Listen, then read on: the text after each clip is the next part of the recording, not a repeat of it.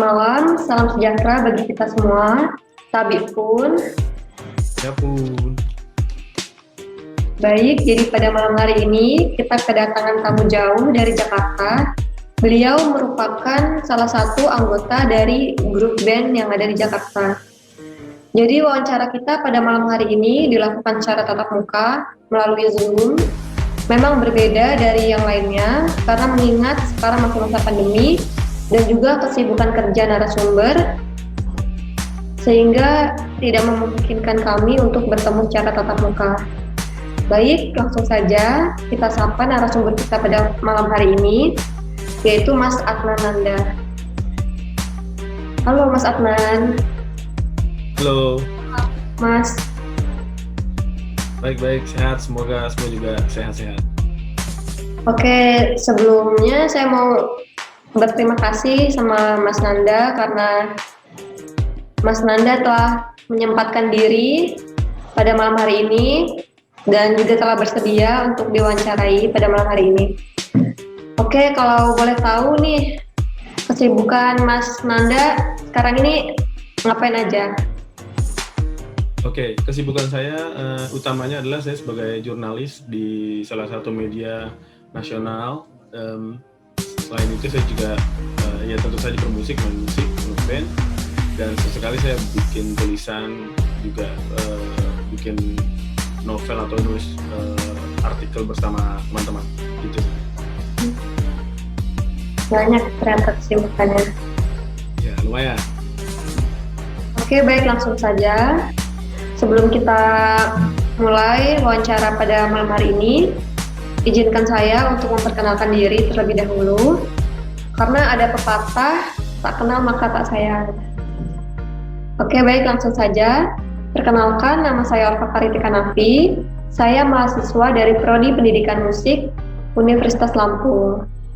Jadi tujuan saya melakukan wawancara ini yaitu untuk memenuhi tugas mata kuliah jurnalis musik yang diampu oleh Bapak Erijal Barnawi. Selain itu, saya juga ingin mengetahui banyak tentang grup band dari Mas Adnan Nanda ini. Oh ya, sedikit info nih Mas. Jadi di Universitas Lampung ini, khususnya di Fakultas Keguruan dan Ilmu Pendidikan, sudah ada prodi baru yaitu Prodi Pendidikan Musik dan sudah berdiri sekitar 4 tahun. Oke, kita langsung mulai saja ya Mas. Oke. Kira-kira udah siap belum nih? Siap. Oke. Kalau gitu, kalau boleh tahu nih, nama Masnya ini siapa, nama lengkapnya?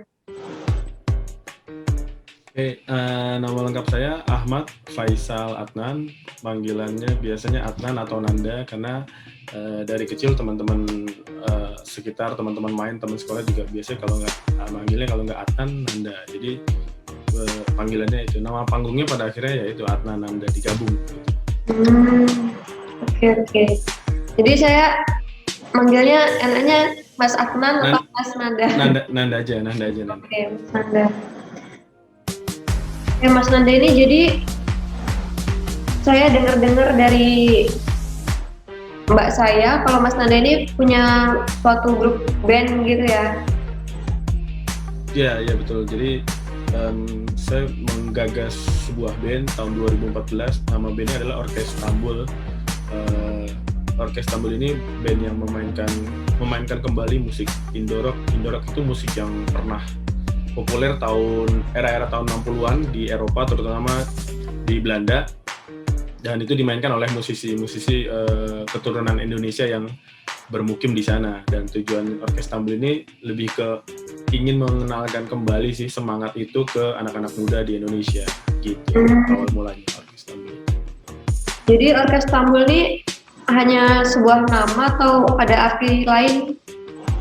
Ya, kalau untuk dari sisi filosofi namanya memang dipilih Orkestambul karena untuk merepresentasikan Indonesia ya, karena Stambul itu kan maknanya adalah pembabakan dalam sebuah drama, dalam sebuah pementasan gitu. Dan makna kedua adalah Stambul itu kan varian lain dari kita mengenal ada keroncong, ada langgam, ada stambul juga. Jadi untuk merepresentasikan nuansa Indonesianya, makanya kami memilih stambul. Sedangkan kata orkes sendiri itu kami berusaha untuk menggambarkan ini nuansanya orkestrasi, itu orkestral, tapi kami penggal menjadi orkes aja gitu. Jadi orkes Stambul, jadi menggambarkan ini loh ada band yang nuansanya orkestrasi dalam artian penggabungan, karena Indo Rock yang kami mainkan itu sangat kental dengan gaya bermain musiknya dengan dominasi gitar yang berlayer-layer gitu, ada bisa 3 gitaris, 4 gitaris, instrumental gitu. Nah makanya nuansanya orkestrasi gitu, jadi makanya pilihlah Istanbul seperti namanya gitu. Jadi kalau dalam gayaan orkes Istanbul itu Mas Nanda megang apa nih, alat musik apa?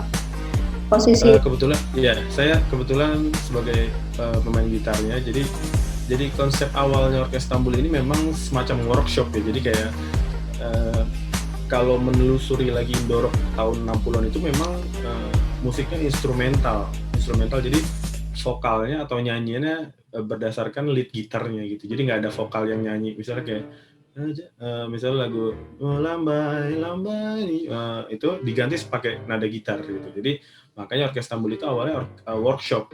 Kami mengajak siapapun yang tertarik untuk mendalami musik Indo Rock untuk main, misalnya aku bisa main gitarnya, aku bisa main gitar, oke kita main, kita bagi-bagi part, kamu bagian ini. Jadi memang gitaris di orkes Istanbul itu bisa 3 orang, bisa 4 orang, bahkan bisa lebih dari itu gitu. Jadi memang konsepnya workshop, nggak ada pemain yang memang harus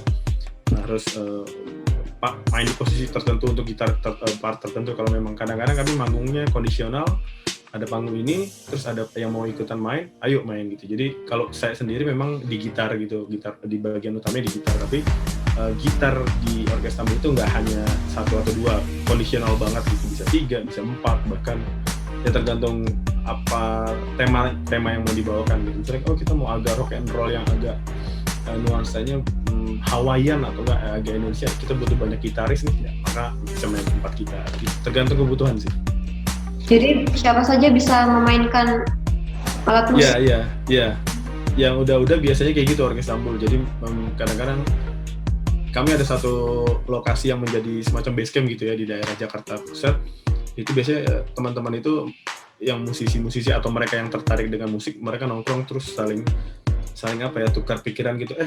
Ini lagu Rayuan Pulau Kelapa, kita bikin nuansanya gini yuk gitu. Oh gitarnya gini gitu. Jadi brainstorm atau saling tukar pikiran, terus masuk studio nge-jam, terus kadang-kadang besok bawa ini yuk di sana, di acara ini gitu. Jadi kayak memang modelnya lebih banyak ke workshop sih gitu. Jadi kalau band Indo Rock ini sama band rock yang biasanya tuh beda atau sama, Mas? Nah, jadi gini, mungkin kita butuh penelitian yang sifatnya lebih komprehensif dan valid gitu. Saya sejauh ini belum menemukan yang gimana sih. Tapi pada intinya adalah Indo Rock kan banyak yang mengartikan Indo Rock ini mirip sama rockabilly. Rockabilly itu yang kayak misalnya kalau pernah dengar The Hydrant dari Bali segala macam, dan itu sebenarnya kalau menurut saya subgenrenya gitu. Jadi akarnya tetap rock and roll gitu yang dimainkan oleh musisi-musisi di luar sana gitu. Cuma kemudian diadaptasi dengan pola-pola gaya bermain orang Indonesia misalnya, yang pada akhirnya nuansanya jadi agak-agak beda gitu. Jadi sebenarnya kalau dibilang sama, mungkin ya enggak juga, tapi akarnya mungkin sama ya gitu.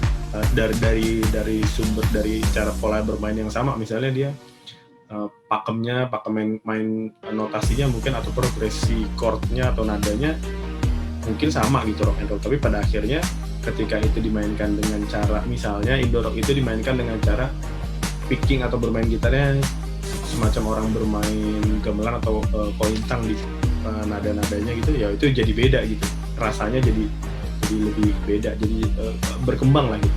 Kalau dibilang sama banget ya enggak sih, tapi kalau menurut saya akarnya sama, tetap rock and roll juga gitu. Jadi ini nih termasuk aliran jenis musik baru gitu ya, Mas? Ya, sebenarnya bisa dibilang.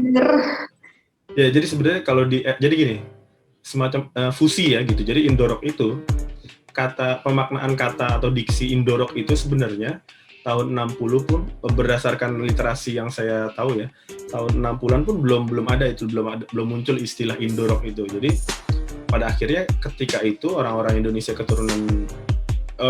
orang-orang keturunan Indonesia yang main di Belanda menyebut itu, apa yang mereka mainkan adalah rock and roll. Kami memainkan rock and roll aja gitu, nggak ada disebut Indo rock, itu nggak. Pemaknaan Indo rock, istilah Indo rock itu baru belakangan, mungkin sekitar tahun 70-an gitu, 80 mungkin, karena itu lebih ke romantisme gitu, kayak oh ya dulu pernah ada loh orang-orang Indonesia yang menguasai panggung-panggung di Eropa mainin rock and roll, oh ya Indo rock gitu. Nah, pada akhirnya mengemukalah wacana nama Indo rock itu berdasarkan beberapa literasi atau buku yang saya baca kayak gitu ya. Jadi memang era itu pun orang yang main musiknya gitu, musisinya, kalau mungkin aku pernah dengar The Tillman Brothers gitu, mereka memainkan itu sebagai rock and roll, dasar American rock and roll gitu. Jadi mereka pun nggak menggunakan itu sebagai Indo rock gitu. Wah, keren banget. Saya jujur baru tahu jenis aliran musik Indo rock ini. Iya, jadi mungkin kita juga harus berterima kasih sama teknologi ya. Jadi kalau teman-teman juga browsing atau apa, cari informasi di internetnya, itu sangat banyak cerita, nuansa atau apapun itu di balik kemegahan Indo rock di era itu. Bahkan salah satu yang selalu jadi bumbunya adalah kabarnya itu The Beatles itu nonton tuh Tillman Brothers manggung waktu di Jerman, karena kan ada masanya The Beatles memang manggung mainin rock and roll di Jerman gitu. Nah, salah satu kisah yang sering banget diangkat tuh, wah ini Paul McCartney basisnya Beatles tuh tergila-gila nih dengan permainannya Tillman Brothers waktu mereka di Jerman gitu. Walaupun sebenarnya pada akhirnya nggak pernah ada pembuktian atau data yang valid atau apapun itu yang menguatkan hal itu gitu. Tapi jadi itu jadi cerita-cerita bumbu-bumbu yang pada akhirnya memang membuat itu jadi menarik sih. Karena memang tahun-tahun 60-an itu rock and roll di Eropa, terutama di Jerman, itu jadi kayak semacam test case atau kiblat bagi musisi yang mau naik level. Makanya Beatles main ke sana tuh ya itu buat ngetes nyali juga. Kayak gitu sih. Oke. Jadi pertama kali yang membuat Mas Nanda ini tertarik terjun dalam dunia musik itu apa, Mas? Apakah dari orang lain atau dari keinginan diri sendiri? Yang pasti ada dari faktor orang tua ya, karena orang tua juga ada darah seninya lah, walaupun nggak pure musik gitu, karena mungkin lebih ke semi teater gitu. Tapi ya karena dari kecil terbiasa hidup dengan seni dalam artian musik gitu, dan ada alat musik di rumah, kayaknya dari kecil memang sudah itu sih udah banyak dapat asupan hal-hal yang berbau seni musik gitu. Pada akhirnya bisa main musik, terus bisa itu SD, SMP segala macam ya. Eranya memang fasenya waktu itu kan mau ngeband segala macam. Ya akhirnya percampuran antara memang orang tuanya suka musik dan saya juga, wah kayaknya keren nih bisa jadi anak band, anak musik. Jadi perpaduan antara itu loh, kayak ya mix antara itu gitu. Oke. Jadi grup Orkes Tambul ini sudah menciptakan berapa lagu, berapa album? Jadi gini, Orkes Tambul itu albumnya ada 2. Album pertama itu namanya judulnya Time Traveler, judul albumnya itu dirilis tahun 2018 kalau saya nggak salah. Itu dirilis di Belanda, di label Belanda. Itu nggak ada di Indonesia tuh, albumnya nggak ada di Indonesia, di Belanda. Terus itu kalau nggak salah ada 12 atau 13 lagu, tapi album Time Traveler ini sebenarnya bentuknya semacam tribute gitu, semacam penghargaan kepada legenda Indo rock gitu, Tillman Brothers. Jadi kami memainkan kembali, mengaransemen ulang lagu-lagu yang pernah dibawakan oleh The Tillman Brothers, The Black Dynamites.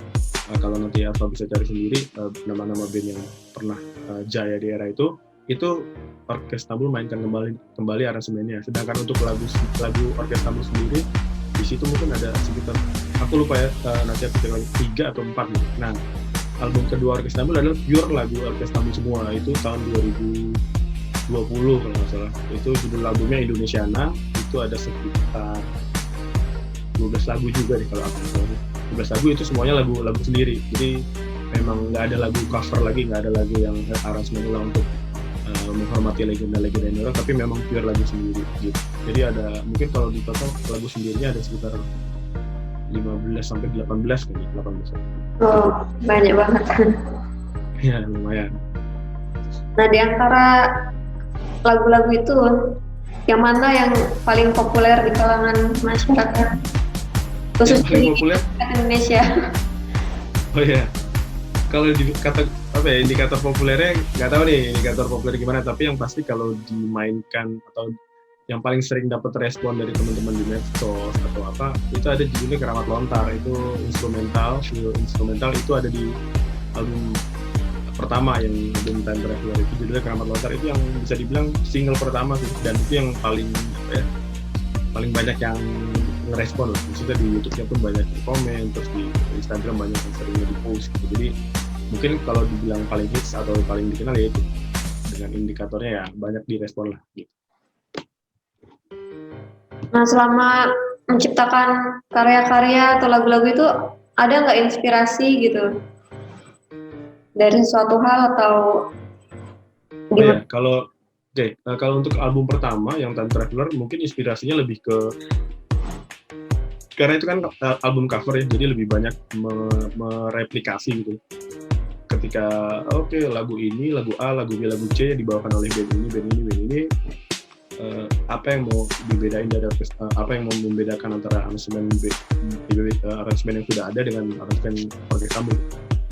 Pada akhirnya inspirasinya lebih ke materi aslinya gitu. Jadi lebih nggak mau jauh-jauh beda banget, karena album pertama kan memang tujuannya untuk menghormati para legenda musisi Indo rock. Jadi inspirasinya justru ya dari karya merekanya itu, jadi lebih ke mendekati banget soundnya kayak gini, terus paling yang dibedain nada-nadanya, cara progresinya gitu. Selebihnya kalau untuk lagu yang kita sendiri sebenarnya sama sih, proses kreatif atau pembuatan lagu lebih ke apa ya, lebih ke keseharian juga gitu, misalnya lebih ke nada. Karena gini susahnya, jadi kan sebenarnya ini lebih instrumental gitu ya.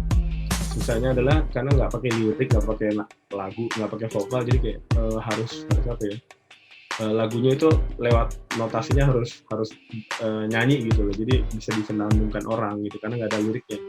Jadi lebih ke, kalau untuk inspirasi lirik kayaknya nggak ada gitu, karena kan nggak ada liriknya lagu. Tapi semangatnya apa nih, lagu ini semangatnya mau ceria gitu, atau enggak semangatnya mau agak dark, atau enggak mau bikin kayak bikin lagu yang ketika orang putar pagi-pagi atau masuk playlist pagi nih bikin orang semangat gitu. Maksudnya lebih ke gitu sih, lebih ke proses kreatifnya, nyari yang ke tematiknya itu. Misalnya ada satu lagu misalnya ini kita bikin agak dark yuk, kalau dijadiin scoring film atau buat jadi background nuansa yang perang itu kayak keren nih, bikin lagu gitu. Jadi lebih ke tematik sih, lebih ke karena instrumental kan. Nah ketika masuk ke album Indonesia, album kedua ini porsinya ternyata jadi lebih banyak, hampir sama lah antara instrumental dengan yang ada liriknya. Makanya di album Indonesia kalau album salah ada 4 atau 3 lagu yang ada vokalnya, ada liriknya, dan kebetulan itu saya buat. Kalau inspirasinya ya tadi saya bilang lebih ke keseharian. Cuma mungkin karena saya ini ya lebih banyak menggunakan diksi atau kata-kata yang sifatnya arkaik gitu, jadi banyak yang nanya ini apa sih maknanya, ini apa artinya gitu. Jadi ya memang harus agak buka kamus sih, tapi itu apa ya, serunya di situ. Jadi kayak ada ya kata ini maknanya ini gitu. Jadi lebih ke ngulik lagi bahasa yang udah nyaris punah gitu, yang arkaik gitu sih. Kalau inspirasi standar sih lebih ke keseharian aja.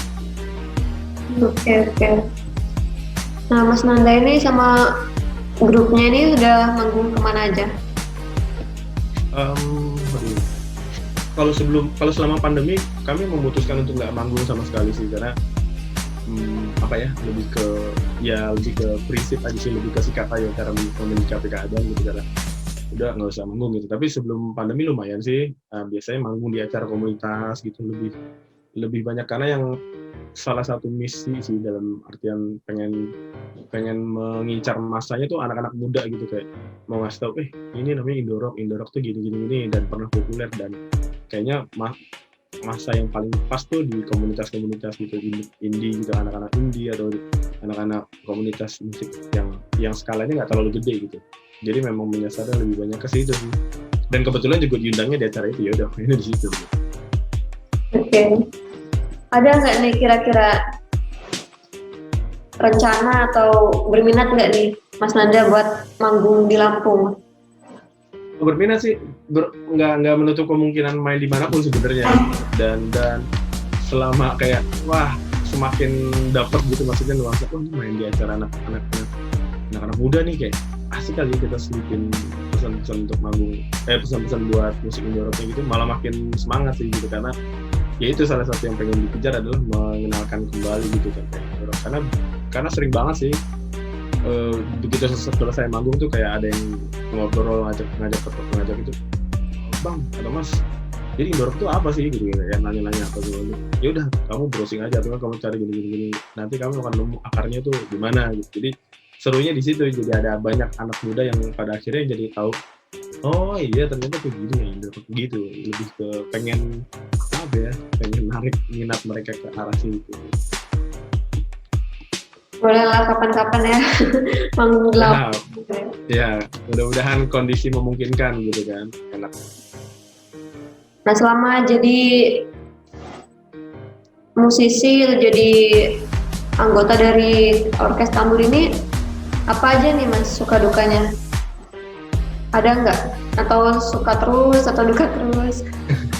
Ya pasti ada lah suka dukanya, karena kan jatuhnya ini sebagai profesi gitu ya, maksudnya ya pastilah sukanya mungkin ya karena biasanya ketemu komunitas baru, ketemu teman-teman baru, ketemu main di tempat baru, main di daerah-daerah baru, terus juga biasanya itu akan membuka cakrawala yang lebih luas, membuka perspektif yang lebih besar lagi gitu, dan itu pada akhirnya membuat mungkin bisa menjadi ide-ide atau menjadi asupan buat bikin lagu, apapun itu. Jadi sangat-sangat positif sebenarnya sih, banyak banget hal yang bisa diambil gitu kalau suka. Dia dukanya standar lah, maksudnya musisi kan biasanya tour gitu ya, atau main ke daerah mana ya udah, tapi ya dinikmati aja sih, maksudnya karena memang itu konsekuensi dari sebuah pekerjaan gitu. Jadi kayak memang suka dukanya di situ. Mungkin kalau bicara lebih jauh lebih dalam, kalau dukanya mungkin ya kalau kita mau ngarah ke hal yang serius mungkin ya seperti yang di alam baru beberapa tahun belakangan kan sempat ada wacana soal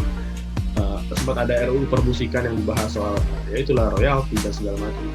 Ya standar sih musisi di Indonesia memang soal eksistensinya atau pengakuannya mungkin harus diperjelas kali ya, maksudnya karena memang kayak paling gampang gini deh, mungkin ada regulasi yang mengatur soal misalnya nih kayak di luar negeri kan mungkin ada kafe-kafe yang mutarin musik band tertentu, mereka tuh bayar tuh, ada nominal tertentu yang bukan masalah nominalnya tapi penghargaan atau apresiasi terhadap karya itu. Nah di Indonesia kalau kita lihat, kita jalan ke mall atau kita jalan ke kafe mana tapi ada musik yang diputar, itu bisa jadi ya udah diputar gitu aja, padahal seharusnya enggak gitu juga, karena ada poin-poin yang harus dihormati gitu. Nah itu di Indonesia kayaknya belum mengarah. Ya masih kurang penghargaan itu. Ya jadi lebih ke apresiasinya, bukan masalah nominalnya. Mungkin nominalnya kecil, misalnya kayak oke, kalau kamu kafe ini memutar lagu-lagu ini porti atau apapun itu misalnya harus bayar segini, mungkin nilainya nggak akan terlalu besar, tapi lebih ke gimana budaya kita untuk menghargai atau mengapresiasi itu bisa tumbuh. Kayaknya kalau bisa kayak gitu keren sih, jadi tanpa harus diatur atau dengan hukuman, ini harus kena hukuman ini, kayaknya nggak asik kalau gitu. Kalau udah jadi budaya gitu kayaknya asik gitu sih paling dukanya ya. Oke. Sebelum kita tutup wawancara malam ini, ada ini nih, ada bukan pertanyaan ya, pertanyaan nih, ada pertanyaan terakhir dari saya, yaitu kira-kira apa nih pesan dari Mas Nanda untuk kami semua, para generasi muda, khususnya yang suka musik maupun yang menekuni bidang musik, supaya bisa berkarya seperti Mas Nanda? Oke, sebenarnya saya lumayan cukup penasaran juga, atau cukup tertarik dengar kalau ada prodi musik juga di sana. Jadi pada intinya adalah um,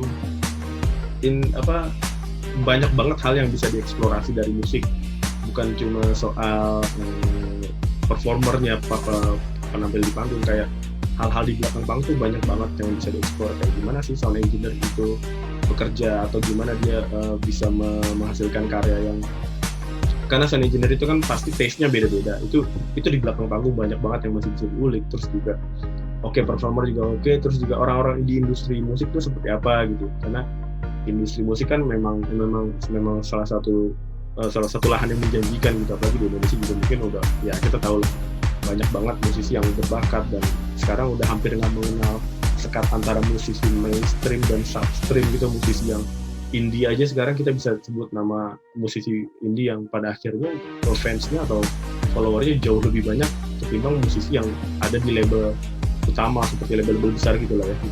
Dan itu jadi tantangan sih menurut saya, dan jadi seru gitu, karena dinamika musik Indonesia jadi bagus gitu, persaingannya sangat-sangat kompetitif, sangat-sangat sehat gitu, kompetitif gitu. Terus untuk teman-teman yang menekuni, termasuk yang ada di akademi segala macam, kayaknya ya saya sangat support dan sangat senang sih ada yang kayak gini gitu, dan mungkin bisa bisa disupport lagi untuk hal-hal yang sifatnya pendokumentasian musik Indonesia atau penelitian musik Indonesia gitu, karena pada akhirnya itu akan menjadi catatan sejarah yang sangat bagus untuk Indonesia gitu, karena hampir belum banyak lah literasi musik kita gitu, maksudnya catatan-catatan pendokumentasian sejarah mengenai musik Indonesia mungkin masih bisa dihitung dengan jari, padahal itu jadi kayak modal bagus buat budaya kita gitu. Dan artian ya kayaknya keren banget sih kalau ada penelitian yang sifatnya mendokumentasikan atau enggak mengeksplor lagi gitu musik Indonesia, karena kalau kita lihat di pasar atau di manapun itu nggak banyak buku-buku yang atau karya-karya literasi baca itu yang nggak kayak mengulas tentang musik Indonesia apapun itu, maupun dari performer atau orang-orang di balik layar. Kita hanya bisa menemukan mungkin yang sudah sangat-sangat terkenal, misalnya Kus, misalnya Benyamin S atau siapapun itu, tapi nggak banyak yang membahas misalnya tentang Bing Slamet, karena Bing Slamet memang sebenarnya dia bisa dibilang maestro juga dalam hal ini, atau irisan dari musiknya Sam Simon atau siapa gitu, yang memang sebenarnya bisa menjadi dokumentasi kita yang bagus untuk memperkaya khasanah musik gitu. Jadi saya mungkin berharap dari teman-teman akademisi, teman-teman di kampus, mungkin kayak bisa tertrigger atau terpacu, terusik lah itu, kayak ini bisa bikin ini. Jadi pada akhirnya kita punya banyak pilihan bacaan untuk melihat kembali karya-karya musik di Indonesia yang sebenarnya banyak banget masih bisa dieksplor gitu sih harapan saya. Oke, terima kasih Mas buat pesannya untuk kami para generasi muda yang suka musik ini. Oke, saya kira udah cukup untuk wawancara malam hari ini. Saya ucapkan sekali lagi terima kasih banyak pada Mas Nanda karena mau hadir untuk berbincang-bincang bersama saya di tengah kesibukan Mas Nanda saat ini. Oh ya, sebelum kita akhiri bincang-bincang kita pada malam hari ini, kita ambil foto bersama dulu. Oke. Tangan, ya. Oke.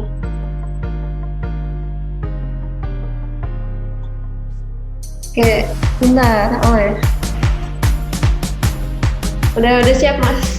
Oke, siap. Oke, 1, 2. Oke, udah. Jadi wawancara pada malam hari ini sampai di sini dulu. Saya mohon maaf sebesar-besarnya apabila saya terdapat kesalahan kata mungkin, atau saya sudah meminta banyak waktu Mas Nanda. Terima kasih juga, sama-sama. Kiranya Mas Nanda selalu sukses dan berkarya terus di dunia musik, meskipun sibuk di pekerjaan yang lainnya. Siap, terima kasih. Amin. Oke, sekian wawancara pada malam hari ini. Selamat malam, sampai bertemu di lain waktu.